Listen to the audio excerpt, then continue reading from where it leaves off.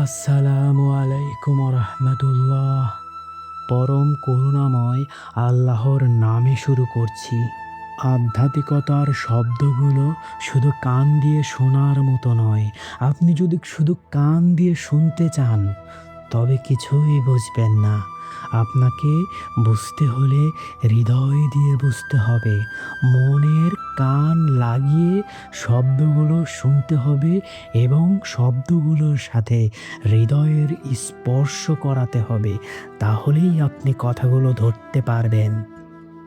আপনি কথাগুলো ধরতে চাইলে খুব মনোযোগী হন। আত্মা আমার কথাগুলোর সাথে লাগিয়ে দিন। এই পর্বে এমন কিছু কথা আসবে যেগুলো আপনি ধরতে না পারলে আপনার ঈমান ছুটে যাবে। তাই সাবধান হন। সাবধানে কথা শুনতে থাকুন। আমরা যাচ্ছি আরও গভীরে, কিন্তু এবার খুব সচেতনভাবে একটা সীমারেখা ধরে রাখব, যেন আমরা পথভ্রষ্ট না হই। এই সীমা ইসলামের ভেতরের গভীরতা। বিভ্রান্ত বা আত্মবিলয়ের কোনো কথা নয়।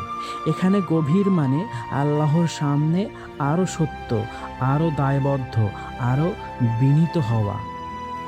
আমরা এখন এমন গভীরতায় আছি যেখানে আমি হারিয়ে যাচ্ছি না, বরং আমি স্পষ্ট হচ্ছি।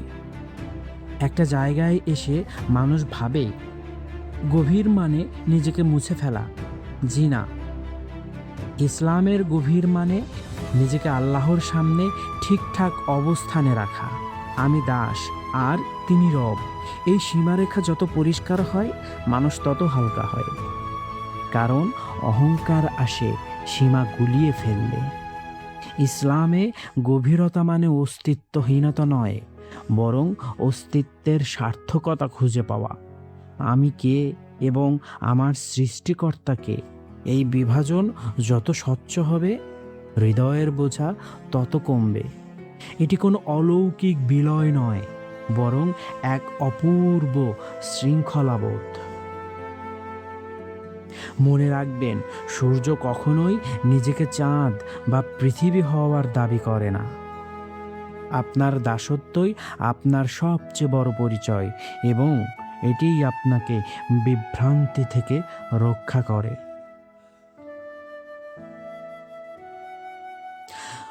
গভীরের গভীরে গেলে কি হয়? এখানে দাসত্বের সৌন্দর্য বাড়ে। এই স্তরে এসে মানুষ হঠাৎ বুঝতে পারে দাস হওয়া অপমান নয়, দাস হওয়া নিরাপদ। কারণ দাসের সব বোঝা নিজের না, সব সিদ্ধান্তও নিজের থাকে না, সব ফলও নিজের না। সে চেষ্টা করবে, সে জবাবদিহি করবে, কিন্তু সে আর নিজেকে মালিক ভেবে ভেঙে পড়বে না, কিংবা নিজেকে মালিক ভাববে না। মালিকের সব বোঝা নিজের কাঁধে নেয়ার নামেই দুশ্চিন্তা। দাসত্বের সৌন্দর্য হলো আপনি আপনার কাজটুকু করবেন, কিন্তু শেষ পরিণতির ভার আপনার উপরে নেই। এই উপলব্ধি আপনাকে সব থেকে নিরাপদ রাখে। স্বাধীনতা অনেক সময় মানুষকে দিগ্ভ্রান্ত করে দেয়, কিন্তু আল্লাহর দাসত্ব মানুষকে একটি নির্দিষ্ট গন্তব্য এবং সীমাহীন নিরাপত্তা দেয়। আপনি এখানে দাসত্বকে আল্লাহর দাসত্ব হিসেবে নেবেন। এখানে তাওয়াক্কুল কি? তাওয়াক্কুল এখানে আমি কিছুই করব না, এটা না। তাওয়াক্কুল হলো আমি আমার দায়িত্ব পালন করব, আমি সব কিছু করব। আমার যা কিছু আছে, আমার উপর যত দায়িত্ব আছে, সব আমি পালন করব, আমি সব কিছু ঠিকঠাক করব, কিন্তু ফল নিয়ে আল্লাহর সাথে তর্ক করব না। এই জায়গায় এসে মানুষ কষ্ট পায়, কিন্তু বিদ্রোহ করে না। কষ্টের কারণে আল্লাহর উপরে দোষ দেয় না। এই নীরব সম্মতি গভীর ঈমান। প্রকৃত তাওয়াক্কুল হলো পূর্ণাঙ্গ প্রচেষ্টা এবং পূর্ণাঙ্গ সমর্পণ। চেষ্টা করা আপনার কাজ, কিন্তু ফল যাই আসুক তাকে আল্লাহর ফয়সালা মেনে মাথা নত করে নেয়া। এটাই ঈমানের চূড়া। বিদ্রোহ আসে যখন আমরা দাবি করি, কিন্তু সম্মতি আসে যখন আমরা বুঝতে পারি যে আল্লাহর ফয়সালা আমাদের চেয়েও বেশি দয়ালু। আল্লাহ আমাদের চেয়েও বেশি দয়ালু। আল্লাহ নিজেই ফয়সালাকারী। সবচেয়ে সূক্ষ্ম পরীক্ষা এখান থেকে শুরু হয়। এই স্তরে এসে আল্লাহ মানুষকে আর বড় গুনাহ দিয়ে পরীক্ষা করে না। পরীক্ষা হয় আত্মপ্রশংসা, নীরব অহংকার, আমি বুঝে গেছি, এই সব ভাব। এইগুলো ধরা না পড়লে মানুষ নিচে নামে না, কিন্তু ভেতরে ফাফা হয়ে যায়। তাই আল্লাহ এখানে মানুষকে খুব সাধারণ রাখে। আত্মপরিচয়ের শেষ পরিষ্কার রূপ। এই স্তরে মানুষ নিজেকে এভাবে দেখে, আমি ভালো না, আমি খারাপও না, আমি দায়িত্বপ্রাপ্ত, আমি আমানত বহন করছি, শরীর, সময়, সন্তান এবং সম্পর্ক। এই উপলব্ধি মানুষকে সিরিয়াস করে, কিন্তু কঠোর করে না। বড় গুনাহ নয়, সূক্ষ্ম অহংকার বা আমি বুঝে গেছি, এই অহমিকা ঈমানের মূল উপড়ে ফেলে। নিজেকে মালিক নয়, বরং আল্লাহর দেয়া আমানতের তত্ত্বাবধায়ক মনে করাই হলো আমিত্বকে বশে রাখার সেরা উপায়। আমানতদারের কাছে কোনো কিছুই চিরস্থায়ী নয়, তাই তার হারানোর কোনো ভয় থাকে না। তার হারানোর ভয় কম। সে জানে সব কিছু মালিকের, সব কিছু আল্লাহর। সে কেবল পাহারা দিচ্ছে। আল্লাহ এখানে কেমনভাবে উপস্থিত, খুব পরিষ্কার করে বলি। এই গভীরে আল্লাহকে ভেতরে মিশে যাওয়া সত্তা হিসেবে দেখা হয় না, এটা আকীদার বাইরে। বরং আল্লাহ এখানে সর্বদা নিকট, কিন্তু কখনো সমান না।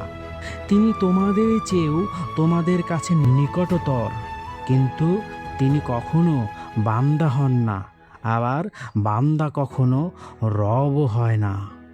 এই ব্যবধানটাই ঈমানকে নিরাপদ রাখে।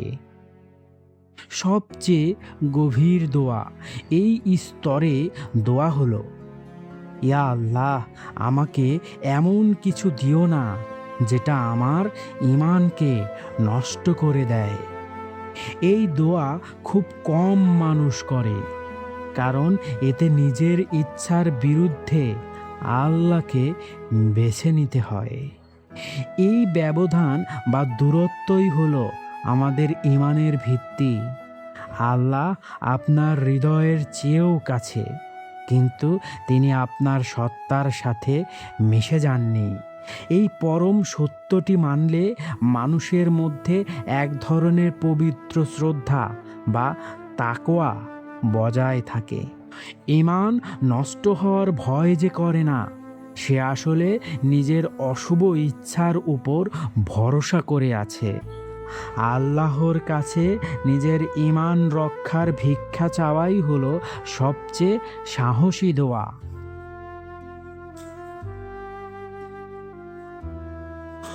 গভীরের গভীরে সবচেয়ে কঠিন সত্য। এই জায়গায় এসে মানুষ মানতে শেখে, আল্লাহ আমাকে সুখী করার প্রতিশ্রুতি দেননি, তিনি আমাকে সঠিক পথে রাখার প্রতিশ্রুতি দিয়েছেন। এই সত্য মানতে পারলে মানুষ আর আল্লাহর সঙ্গে দর কষাকষি করে না। এই গভীরতায় পৌঁছানো মানুষের চিহ্ন কি?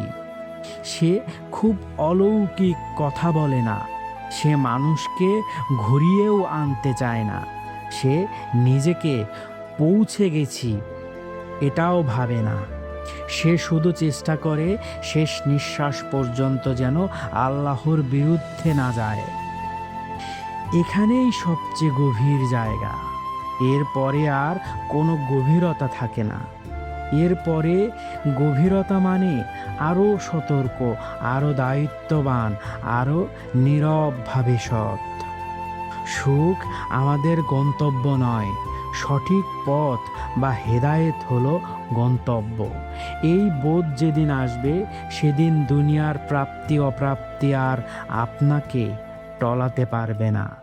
শেষ নিঃশ্বাস পর্যন্ত আল্লাহর বিরুদ্ধে না যাওয়ার পণ করাটাই জীবনের একমাত্র এবং চূড়ান্ত সফলতার পথ।